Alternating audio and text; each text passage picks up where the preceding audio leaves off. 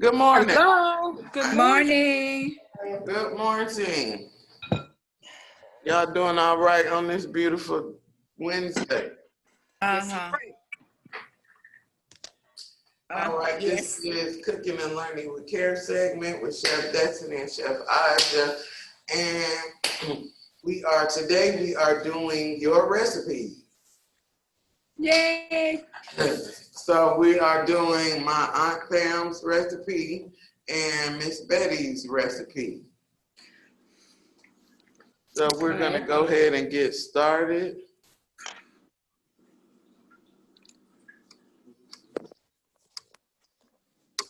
All right. All right, good morning, y'all. Hope everybody's doing beautiful this morning. Today I'm going to be making, courtesy of Miss Pam, a spicy acorn squash recipe with feta cheese. Acorn squash, we've had it on the show before. It looks like a little mini green pumpkin. It has orange flesh. This is the color of the flesh of the inside of the pumpkin. What you would need to do is you would need to peel the pumpkin. It has a hard exterior, but just get a good grip, get a good knife, be safe, peel the pumpkin. And then you're going to scoop out the seeds because it has seeds. And then you're going to cut it to about, let's say, half moon sizes, okay? You can do it a little thicker if you want. Now with acorn squash, butternut squash, you can keep on the skin. If you want to, you can. The skin is edible, but it's kind of tough, so I will go ahead and peel it. So these are the size pieces that you want. You are going to season your acorn squash with salt, smoked paprika, and cayenne pepper. Remember, it is spicy. Has a little heat, but you can adjust your level of heat to how you want it, and you're going to marinate it. So I seasoned it. You see that oil? That's what I need to keep the seasonings on there, and also so the squash does not burn. I'm going to put it on a baking sheet, a greased baking sheet, and I'm going to put it in the oven at 425. The recipe suggested you bake it for like 30 to 35 minutes. I stopped it like around a 28-minute mark, but it depends on your oven, okay? Okay. Now also, we're going to use sage. If y'all are not familiar with fresh sage, this is how it looks. You can find it in any grocery store almost. And what I did was I chiffonaded it. That is a term that we talked about. You roll it like a cigar. Mm-hmm. And then you're going to slice it very thinly so you have little shreds of the sage. Okay. And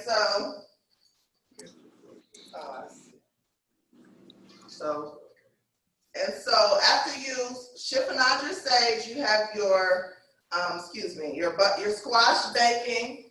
I'll say about halfway through, I put my sage on top of my squash. I didn't want it to burn, okay? So I waited about halfway through, and I'm gonna show you what the final product was. Now, the recipe suggests that we use feta cheese. Instead of using a plain feta cheese, I use a feta cheese that's called a Mediterranean herb, so it has a little bit more seasoning. Okay. Let me show you the final product. Y'all see that? If y'all are able to see it. Look at the moth to a Yeah. You can see it up close. Yeah, I can see it. Okay, so we have our chiffonades of sage. We have our feta cheese on top, and the roasted, my hands are clean, and the roasted squash. You see the little brown bits? I hope you can. It's really delicious. It looks really good. I actually tried it. It's really good. Are there any questions? Yes, on the salt, how much salt does it say? I forgot. Let me look on my phone. Okay. Sorry. You're fine.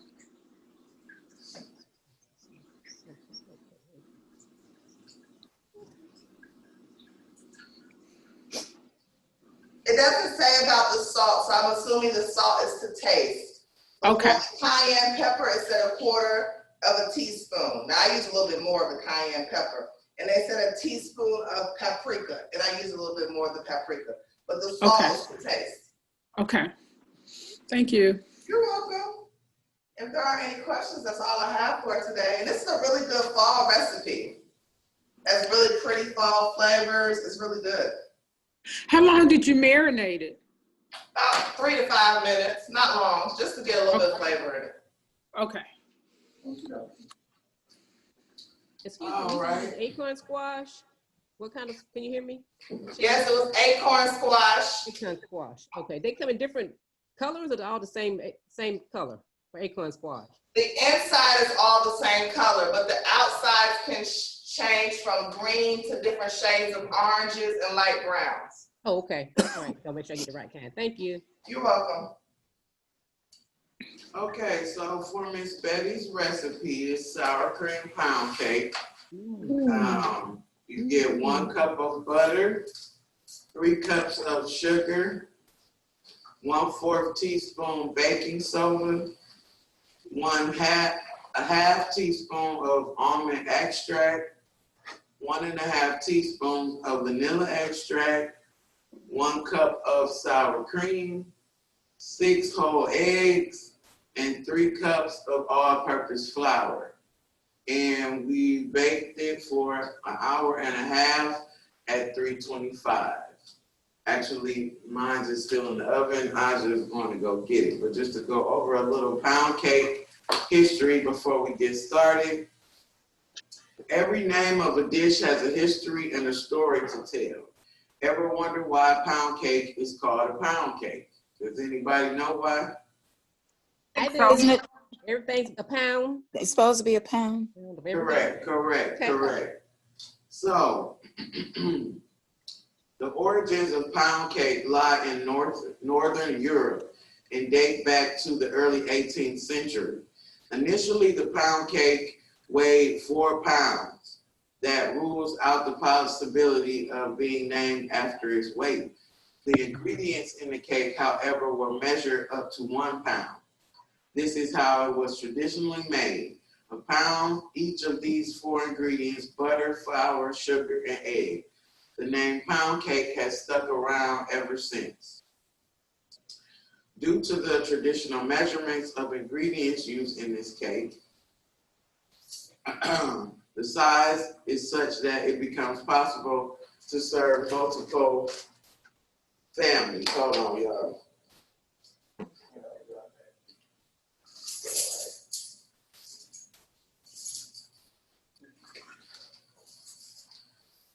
So the modern day families, however, prefer a lighter and smaller cake, and therefore the original recipe has been modified over time as per the requirements. Today, people use smaller quantities of each ingredient, but maintain the 1-1-1-1 ratio. A lot of different variations of the pound cake exist now across various countries.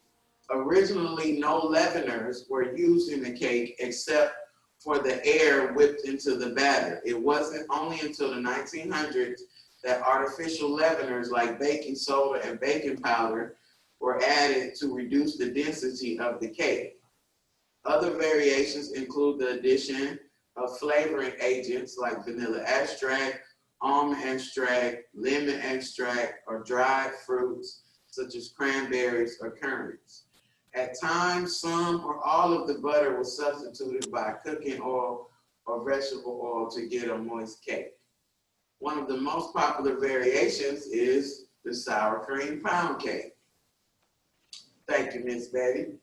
The butter is substituted by sour cream to moisten the cake and also get a tinge of tangy flavor. Well, we're not omitting the butter. We're butter and sour cream and the leaveners and the extracts.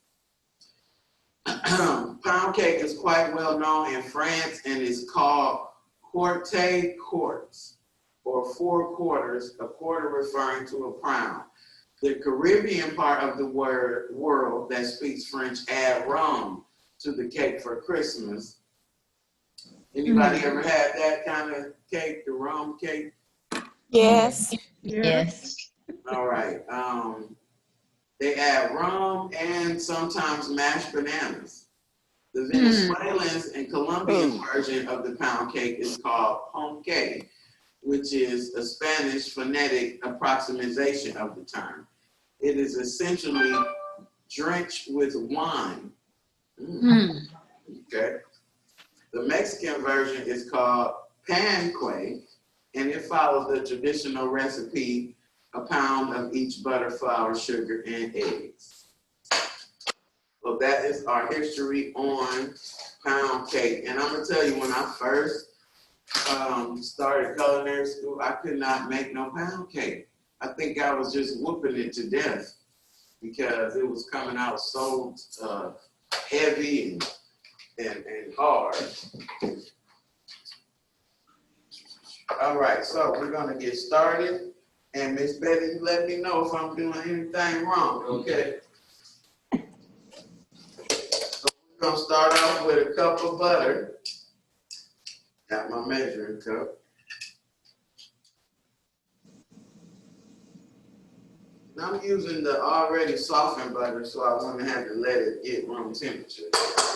Yes.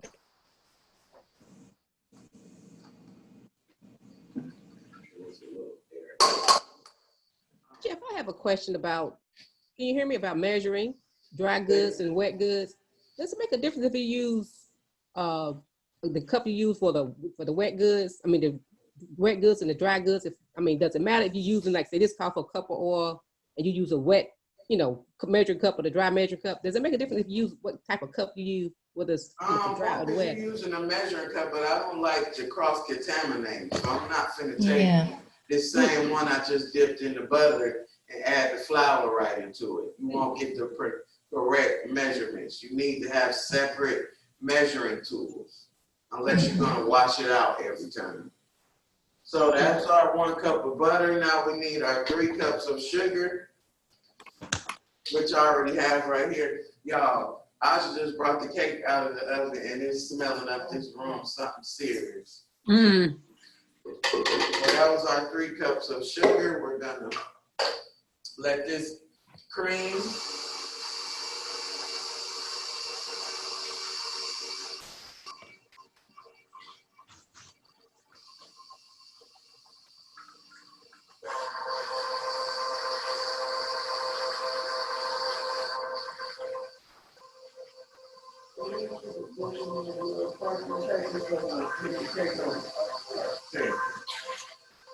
Destiny, Yes, ma'am. does it matter whether it's salted or unsalted butter? Miss Betty. This her way. No, you can use either, Okay.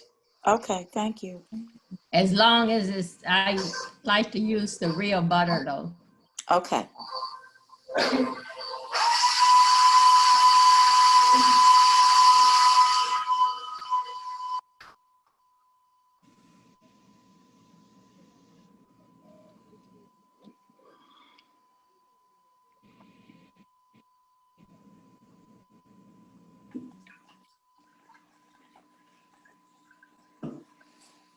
And you want to cream that until the sugar and butter is thoroughly incorporated and scraping down your sides in between.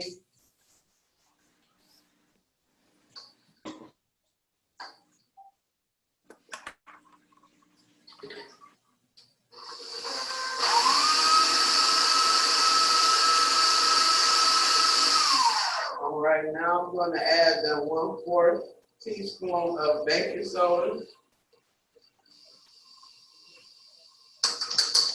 Like that mix.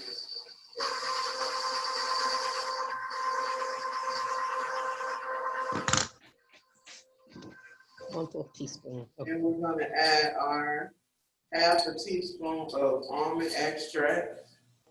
Teaspoon. Okay.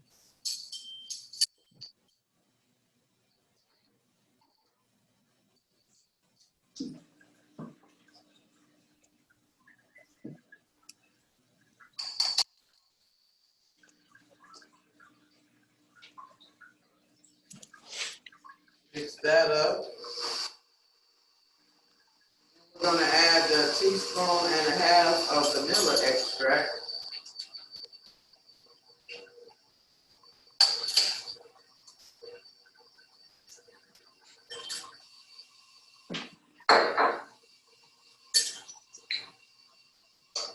That almond extract and that vanilla extract, it smells so good, y'all. Yes, it does. All right, after this is mixed up,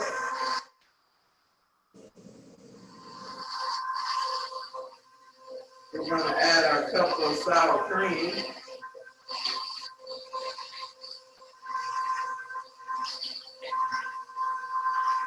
Which is all of it. This is 8 ounces, this is a cup right here. Right. All right.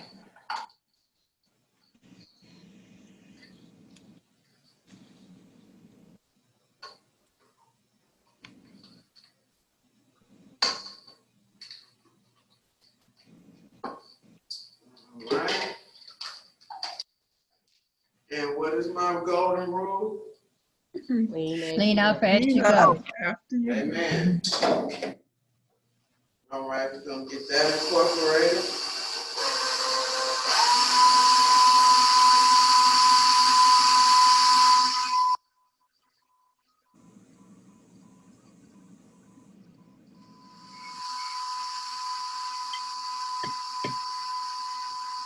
And as you can see, this recipe is a little different. It's not 1 pound of everything, but it's a very simple recipe. I really like it. I'm gonna start. Sorry, Miss Betty, but I'm gonna start using this.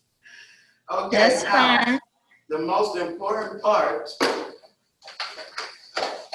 is the egg and flour distribution.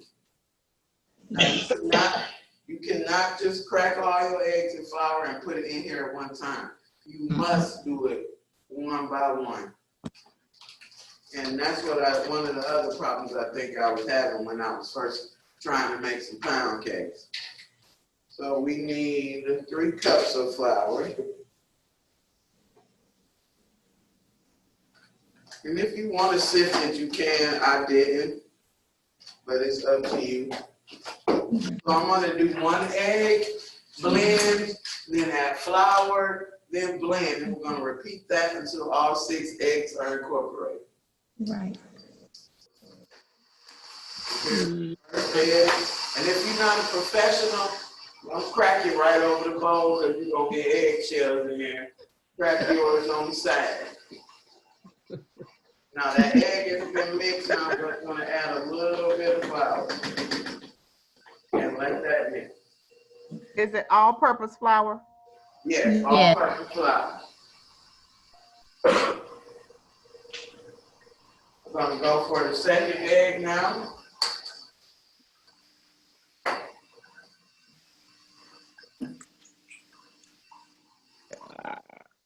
And I just got this on low. I'm gonna add the next little bit of flour. Not a splash all over you. I'm doing good so far, Miss Betty. So far, so good.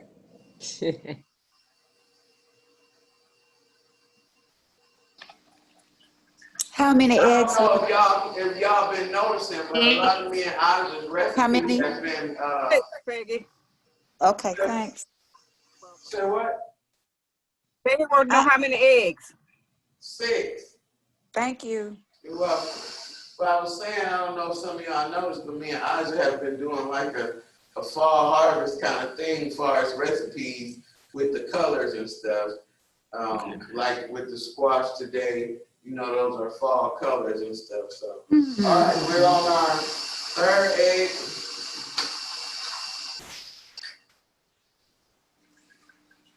And you'll see it slowly starting to get really creamy looking.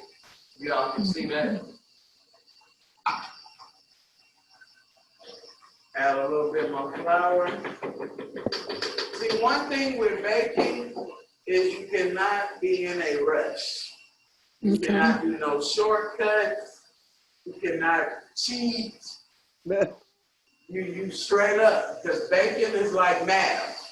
And that's crazy because I never liked math in school, but I love baking, but I have to buckle down when it comes to baking because you have to be precise. All right, we're going for our next egg. We got 2 more to go.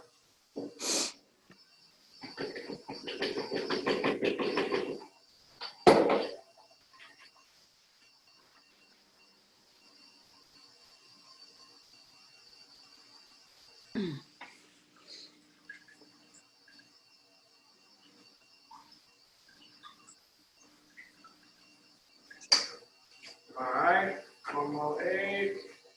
Got 1 more to go after this.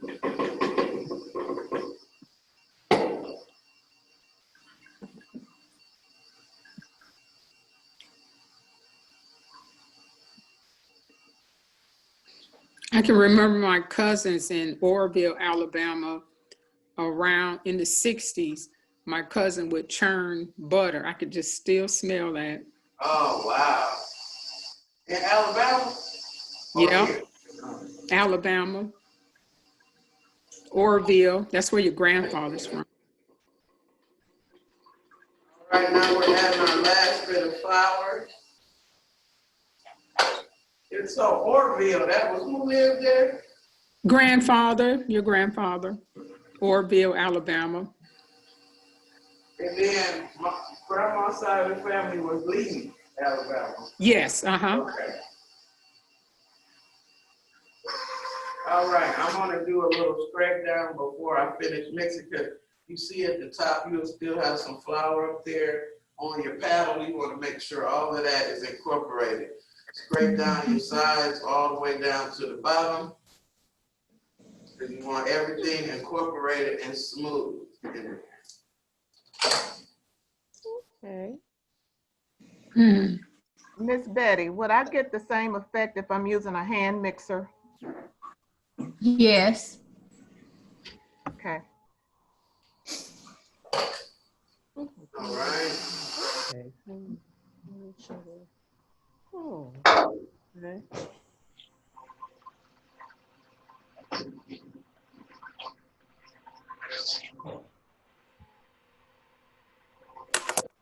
I asked because my pound cakes sometimes turn out heavy. Well, if that's the case, sometimes when they come out heavy like that, Mm-hmm. it depends on how long you bake it, or maybe So to you sift might the have flour. Yeah. Mm-hmm. Okay, so now we're all good.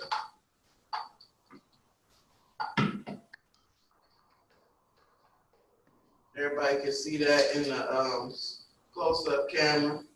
Yes. yes. We're all smooth, and it smells so delicious.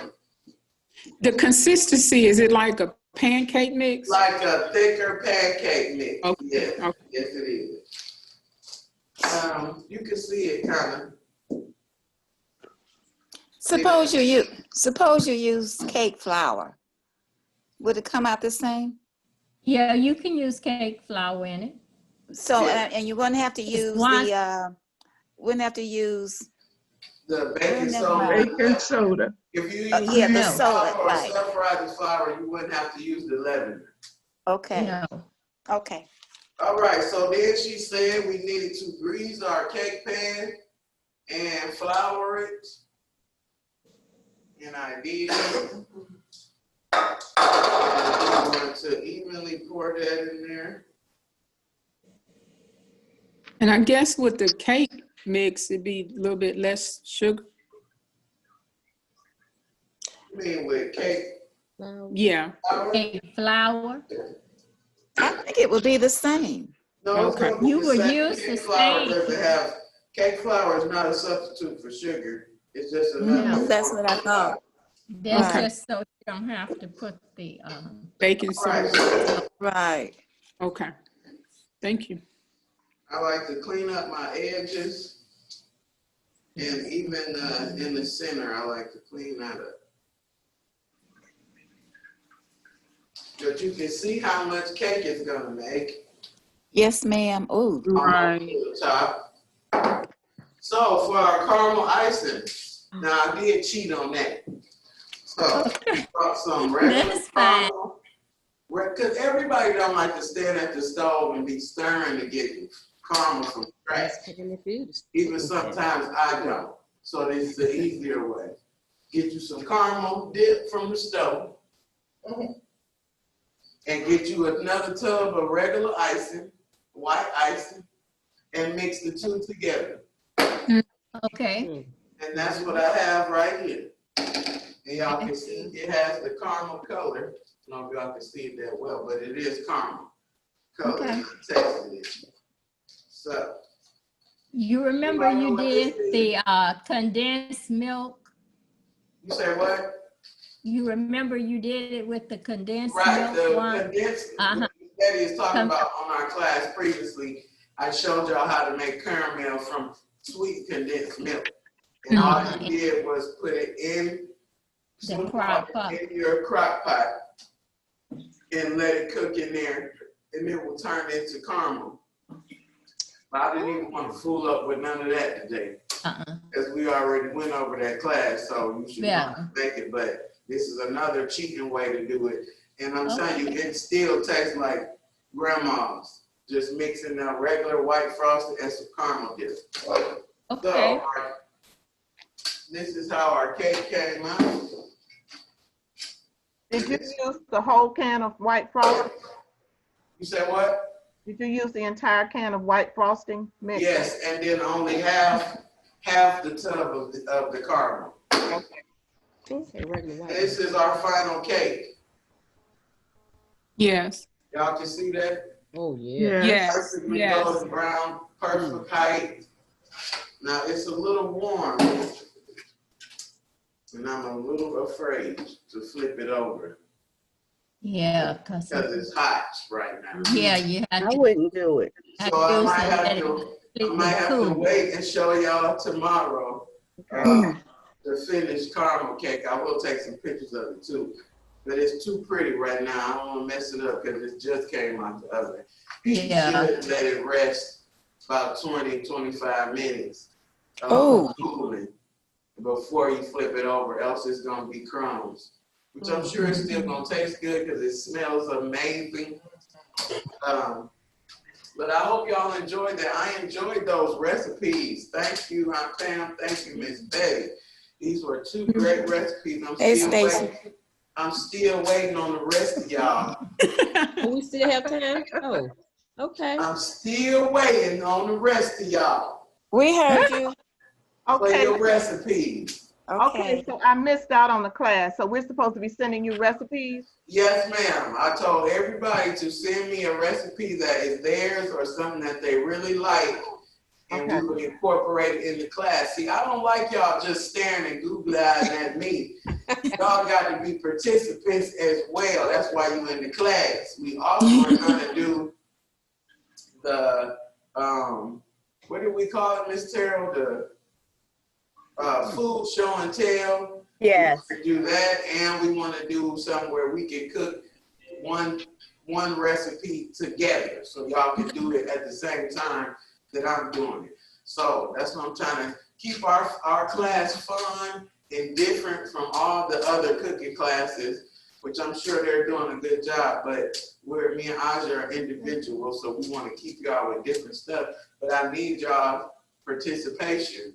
Y'all know I'm gonna get on y'all if you don't do it. So now, that's Miss Pam and Miss Betty is out the way. I see 1, 2, 3, 4, 5, 6, 7 other people I need some recipes from, and we'll incorporate it in our classes. It's been an awesome day. We start 11:30. I hope y'all enjoyed the class today. It has been a blast. We will see y'all tomorrow. We get one day closer to the fall festival, so I get to see all y'all costumes. Please get on the show.